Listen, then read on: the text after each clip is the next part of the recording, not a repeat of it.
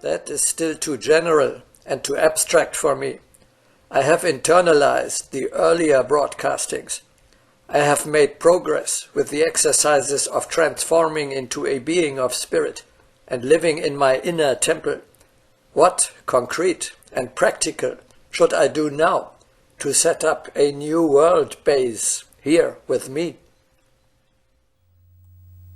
Well, here we are at the heart of our broadcasting. Let us go through the work program of the individual who wants to build the new world in his place. We repeat, what is our goal?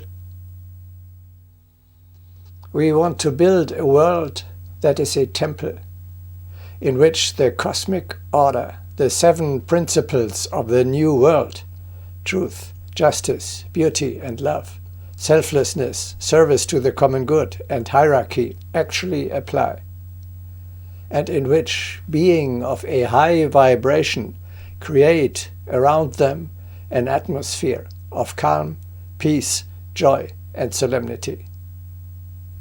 Your great, wonderful task, the first indispensable step towards this paradise, is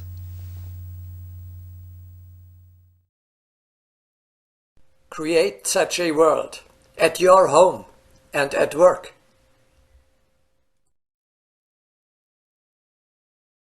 How should I start?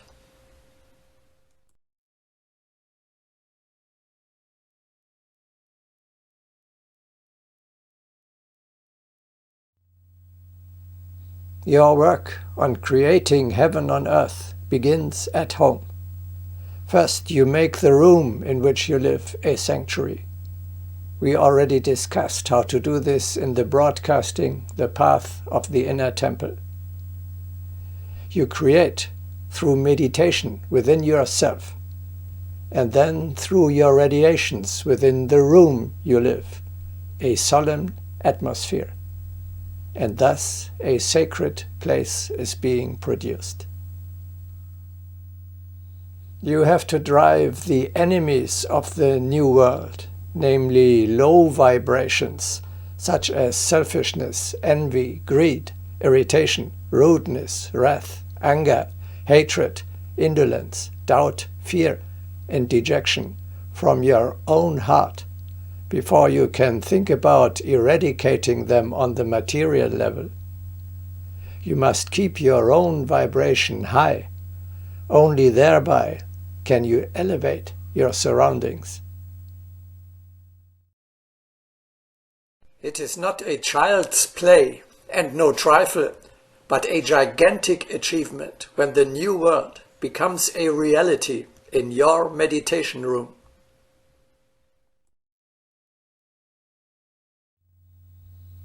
Thereby you are doing a great service to humanity. This is the beginning of a new time.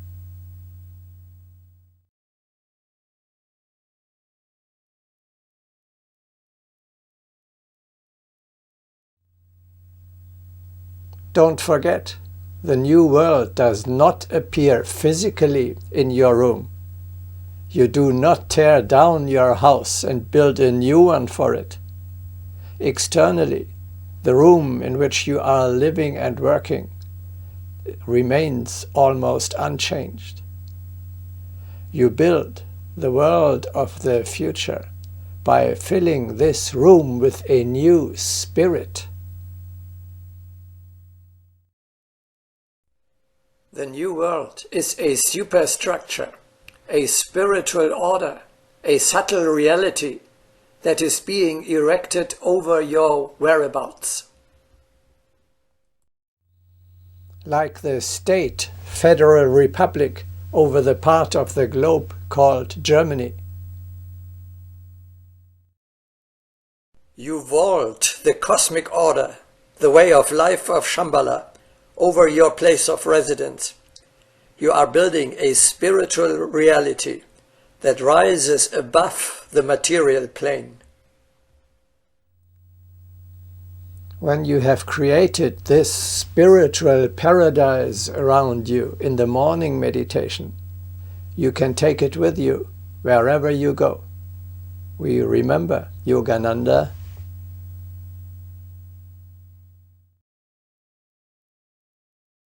Practice meditation, and you will find that you are carrying within your heart a portable paradise.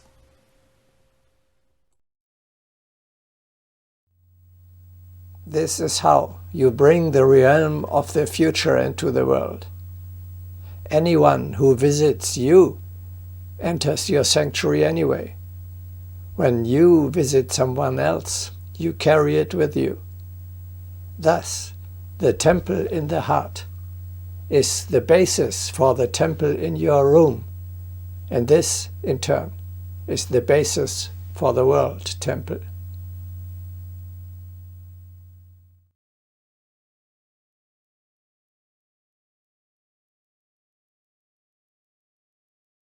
Your main task is to defend this spiritual reality, this thought structure, during the day, in the storms of everyday life. A stone house will last for centuries once you have built it. The fragile spiritual order of the new world, on the other hand, must be rebuilt every morning and maintained in the course of the worldly day. From now on, most important of all is, you actually are a new man, and you actually live in heaven. Not until this subtle reality is established do you take care of your tasks on the material level. Your work on the spiritual plane is paramount. That in the material world is subordinate.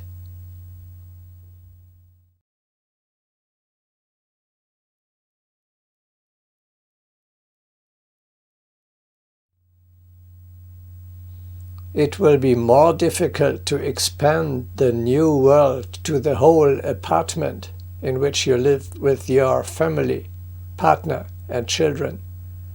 Do not give yourself to illusions. This is a gigantic challenge, a tough fight. My family does not share my ideal at all. They don't want to know anything about Agni Yoga, the Mahatmas, and the creation of a new world. Yes, it is indeed a general experience. A spiritually minded person usually finds no understanding, no response, and no following among his own family. You must not close your eyes to the sad realization. Often, the strangeness, chaos, the evil world begins in your own house, right behind the door of your meditation room.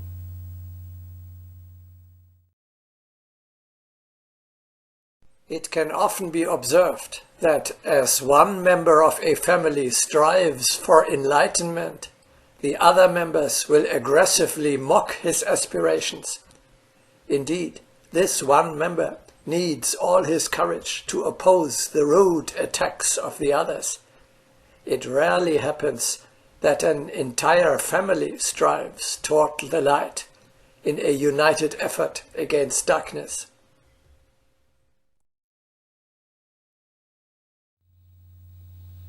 No, you should not behave like a missionary.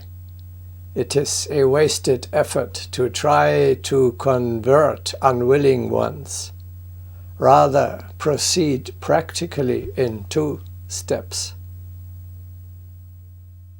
First step, prevent by your mere presence, your radiation, your authority, your spiritual help, that low vibrations, ugly thoughts, feelings, words, or deeds come up in your family. That selfishness, envy, greed, dejection, insult, hurt, irritation, doubt, quarrel, or aggressiveness arise, which desecrate the sanctuary. After driving these enemies of the new world out of yourself, you now set about driving them out of your home, like Jesus, the merchants from the temple. Instead, bring about high vibrations, elevating, uplifting, helpful and useful thoughts, feelings, words and deeds which promote the ideal of Shambhala. Expand your inner temple. Fight against screaming emotions and quarreling. Encourage self-control, the rule of the spirit. Create the dignified and solemn atmosphere of a temple in your home. May all family members help one another to keep the vibration of the individual high and to raise it again immediately in the event of a crash. In truth, this is not aloof or esoteric. On the contrary, isn't it the dream of every family to create an oasis of purity, peace, tranquility, joy, harmony and love in the middle of the storms of the world? A thorough purification of the atmosphere of the whole earth is necessary. Agni Yoga speaks of cleaning space. This has to start in the personal sphere of every single human being. Second step, vault the superstructure of the laws and customs of Shambhala over your entire family, so that your home becomes part of the national territory of the Federation Temple of Humanity. Work together with your partner and your children to realize the 7 principles of the New World: truth, justice, beauty and love, selflessness, service to the common good, and hierarchy. At least in your home, overcome hardship, suffering, egotism, war, poverty, and unemployment. Even the children can and must make their contribution, especially to the work necessary in such a small community. With your example, teach them to stand up for the principles of the higher world.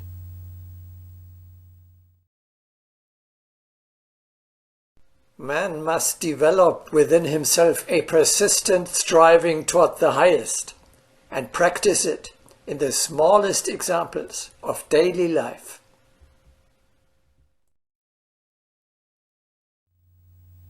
The family is the nucleus, the laboratory of the community of the future.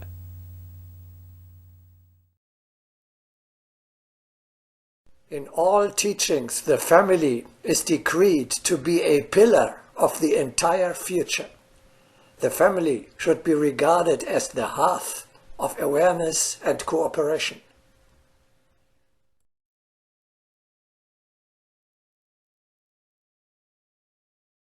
In the family, everything can and must be tried out, practiced and realized, which later is to become a reality in the world community. How do you want to live with your family in an Agni Yoga village or state one day, when you are not even able to keep the customs and rules that apply there among yourselves?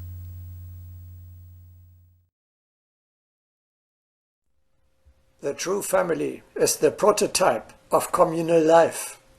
It can personify cooperation and hierarchy and all the conditions of brotherhood. But such families are extremely rare. It is impossible to think about building the state without building the home. What conception of brotherhood can people have who do not understand the dignity of state and home. No specific decree can restore the feeling of dignity if it has been obliterated.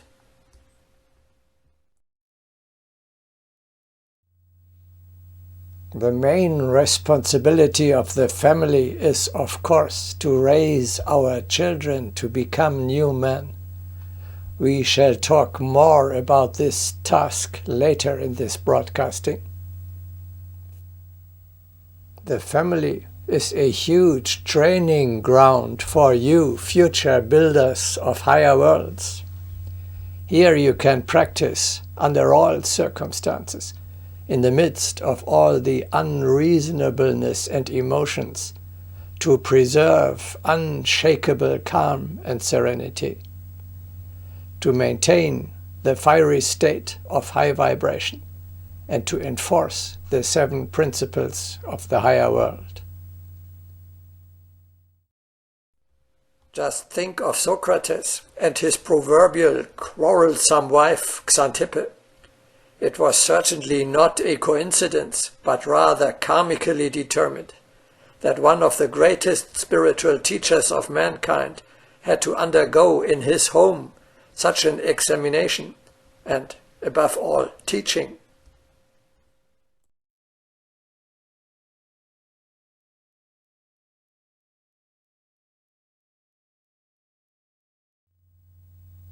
Solve the normal everyday problems in the spirit of the new world. For this, you do not even have to use the words Agni Yoga, Mahatmas, or next evolutionary stage. Based on your ideal, you lovingly make practical suggestions for improving life. With your knowledge and your position as a being of spirit, may you be like a big brother who helps his little siblings